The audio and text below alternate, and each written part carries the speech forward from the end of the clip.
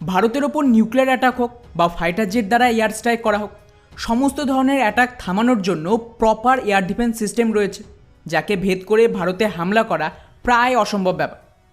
কিন্তু বন্ধুরা, ভারতের এই সমস্ত এয়ার ডিফেন্স সিস্টেম ভারতকে একটা হামলা থেকে বাঁচাতে পারবে না, আর তা হলো সোয়ার্ম ড্রোন অ্যাটাক। মনে করুন যে চীন বা পাকিস্তানের তরফ থেকে একসাথে কয়েকশো ড্রোনের একটা ঝাঁক ভারতের কোনো এরিয়াতে হামলা চালালো। এমন পরিস্থিতিতে আমাদের $5 বিলিয়ন এই S-400 কোনো কাজে আসবে না, আর না ভারতের কোনো নর্মাল এয়ার ডিফেন্স সিস্টেম এই হামলাকে ঠেকাতে পারবে। আর এটা ভারত একা নয়, বরং বিশ্বের মোটামুটি সমস্ত বড় দেশের জন্য এটাই কিন্তু মেন থ্রেট হয়ে দাঁড়িয়েছে।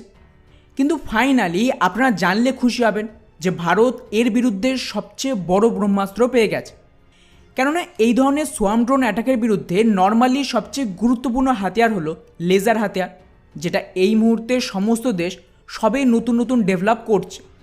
এই টেকনোলজি কিন্তু এখনও প্রপারলি ম্যাচিওর হতে বেশ কিছু বছর সময় লাগবে। আর এরই সমাধান করতে ভারত এমন এক ধরনের হাতিয়ারকে তৈরি করেছে যার নাম হলো ভার্গাবাস্ত্র। এটা বেসিক্যালি কিন্তু কোনো নর্মাল অ্যান্টিড্রোন সিস্টেম নয়, বরং বলতে পারেন এটা এক ধরনের সোয়ার্ম মিসাইল সিস্টেম, যা একসাথে একটা দুটো নয়, পুরো 64টা মিসাইলকে ব্যাক টু ব্যাক ফায়ার করতে সক্ষম।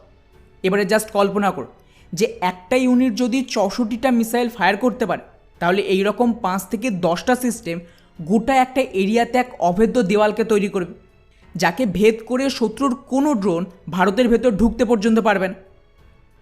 ভারতের এক প্রাইভেট কোম্পানি এই মুহূর্তেই নতুন হাতিয়ারকে তৈরি করেছে। এখানে সবচেয়ে বড় বিশেষত্ব হলো এর সাইজ। আপনারা জানলে অবাক হবেন যে একটা নর্মাল এয়ার ডিফেন্স সিস্টেমের জন্য বিরাট বড় এরিয়া লাগে। আলাদা আলাদা জায়গায় এর 3 থেকে 4টে ব্যাটারি বা মিসাইল লঞ্চারকে ডিপ্লয় করতে হয়, যারা মিসাইল ফায়ার করবে। এরপর এর কমান্ড অ্যান্ড কন্ট্রোল পোস্ট, তার সাথে মিসাইলের জন্য আলাদা আলাদা ধরনের রাডার থাকে। ফলে ওভারঅল একে ডিপ্লয় করা বা তাড়াতাড়ি মুভ করা খুবই মুশকিল ব্যাপার। কিন্তু বন্ধুরা, আমি যদি বলি যে এই সমস্ত মিসাইল, এর রাডার, এর কন্ট্রোল সেন্টার, এমনকি এই সব ধরনের সেন্সার কেবলমাত্র একটা ছোট্ট গাড়ির উপরেই ডিপ্লয় করা সম্ভব হবে, তাহলে কি বলবেন? ওয়েল, এটা শুনে হয়তো অসম্ভব লাগলেও এটাই কিন্তু ভারতের এই এয়ার ডিফেন্স সিস্টেমের সবচেয়ে বড় বিশেষত্ব। এখানে একটা 4x4 সাইজের ছোট আর্মি ভেহিকেলের ওপর এই পুরো সিস্টেমকে যুক্ত করা থাকবে। সবার আগে যেমনটা আপনারা এই ভিডিওতেও দেখছেন, ঠিক সেই রকমভাবে এই 4x4 ভেহিকেলের ওপর একটা লম্বা টাওয়ার থাকবে, যাকে বলা হয় টেলিস্কোপিক মাস্ক।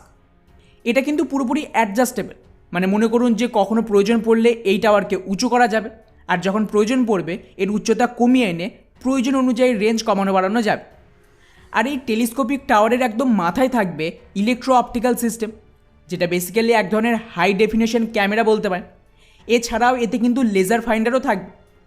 এরপর ঠিক যেরকমটা ভিডিওতে দেখছেন সেইভাবে এর ঠিক নিচের অংশে এইভাবে চারিদিকে 4টে রাডার লাগানো থাকবে, যেটা বেসিক্যালি শত্রুর টার্গেটকে ডিটেক্ট করা বা ট্র্যাকিং করা এই ধরনের সমস্ত কাজে লাগে।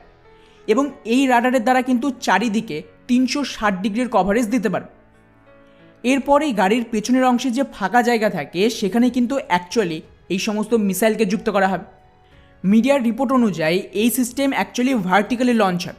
এর সুবিধা হলো মিসাইলগুলিকে পাশাপাশি খাড়াভাবে রাখলে কম জায়গায় বেশি মিসাইল ধরবে, এবং একই সাথে মিসাইলকে লোড করাও অনেক বেশি সহজ হবে। এখানে ছোট ছোট মিসাইলের পড থাকবে, যার প্রত্যেকটা পডের ভেতর 4টে করে মিসাইল থাকবে। আর এই ধরনের মোট 16টা পড এই গাড়ির ওপর ডিপ্লয় থাকবে।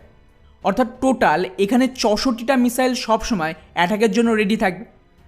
কিন্তু এবার এখানে আপনাদের মাথায় সবচেয়ে বড় প্রশ্ন আসবে যে ভাই, এতগুলো মিসাইল এত ছোট একটা গাড়ির ওপরে কীভাবে থাকবে?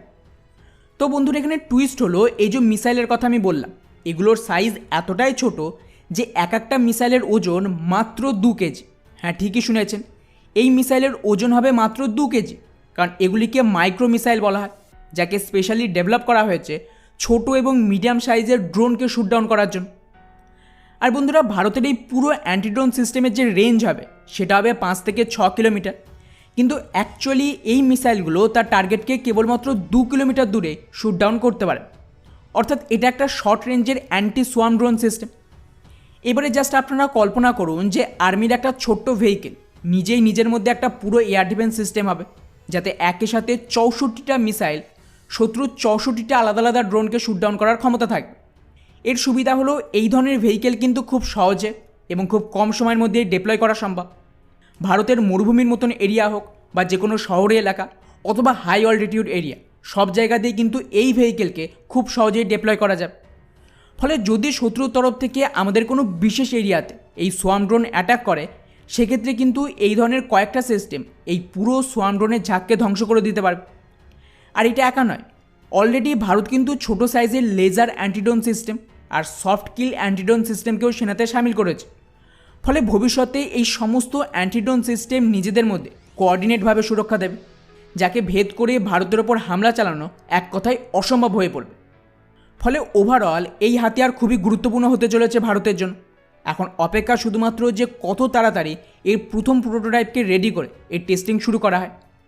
বাকি ভারতের এই নতুন ভার্গাভাস্ত্রকে নিয়ে আপনাদের কি মনে হয় নিচে অবশ্যই কমেন্ট করে জানাবেন। জয় হিন্দ।